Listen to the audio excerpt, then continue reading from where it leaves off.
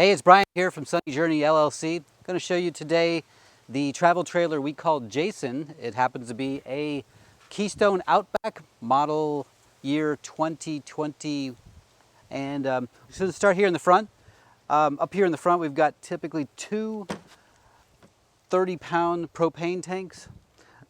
This is underneath here. Typically what we do is we leave it set for one, so if you run out of gas, it lets you know right away and you're not going to be completely out. We have an automatic leveler that's in the front here. Typically we set this up for you when we come out to deliver this and install it for you.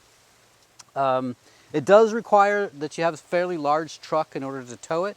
Again, we tow and make it happen as far as getting it to your location most of the time. Right here in the front, we have a really nice storage area. This is actually magnetically held up.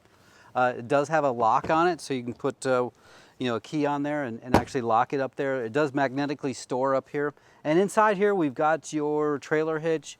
We've got some actual blocks to put the leveling jacks on. And there's also a manual leveling jack holder here. And the sway bars are in there. We have got chocks in there also, as well as some other supplies. And what we'll do is we'll run around to the other side here in just a second and look at the other side.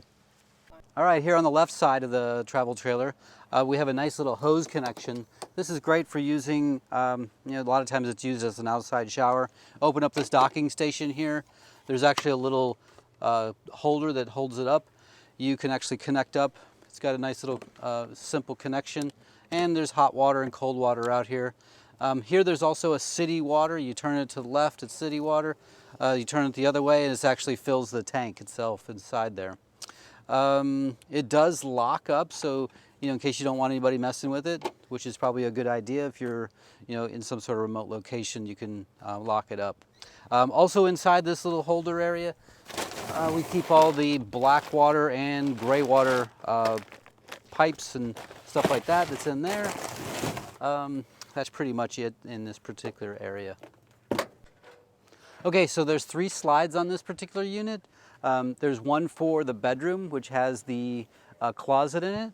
There's actually another one here for the living room, and this slides out really nicely. And then there's one on the other side for the kitchen. The self-leveling system is underneath. You can kind of see it from this particular angle right here. This is the leveling system, and these really will help you to level it. You do need to put it on fairly level ground. You can't have it like a hill or something like that, or on a slope leaning one way or the other. You do have to have it on level ground. If you move around here to the back, this is the power connection. It connects here to the back, and it's 50 amp power connection.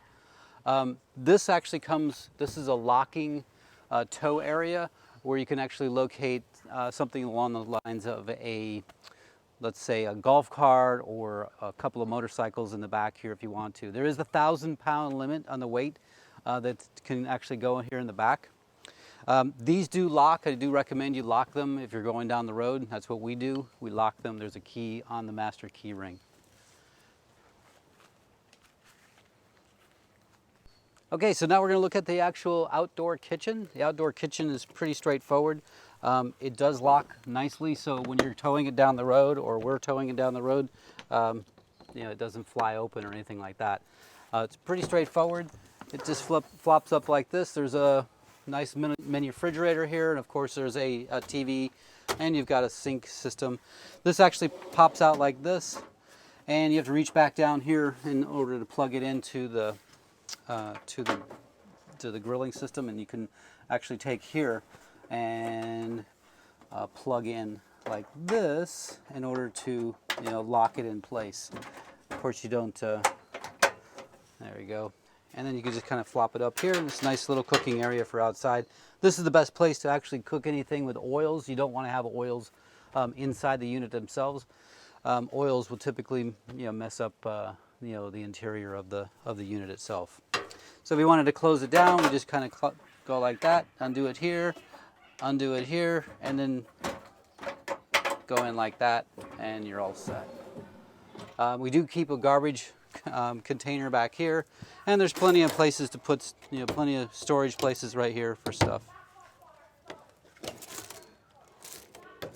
So continuing on this side, what we have is a little place to connect up satellite television and or cable television right here.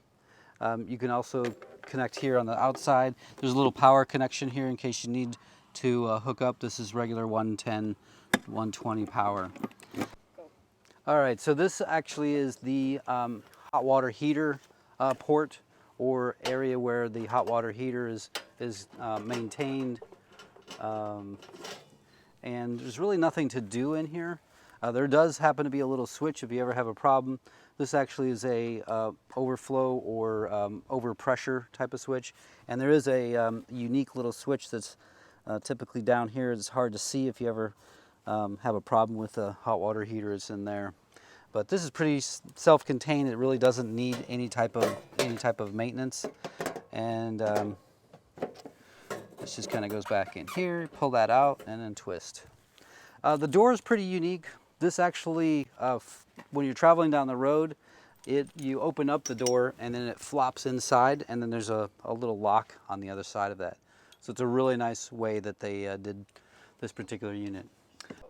The great thing about this door is you can actually put this up and go like that. It kind of does additional security on the door. You do want to have a lock. You want to do the lock if you're traveling down the road.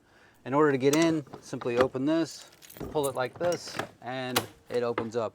Now be real careful whenever you're working with this particular screen, because it's easy to damage, but it goes like this. There is this little red lock here does secure it. If you're inside, you can hit the little red lock and it secures this so nobody can open the door. So this is the third slide in the unit.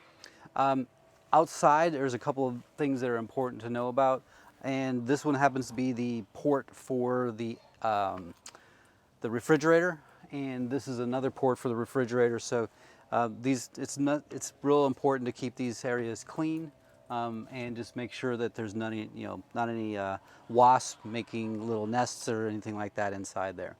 So next we'll move inside.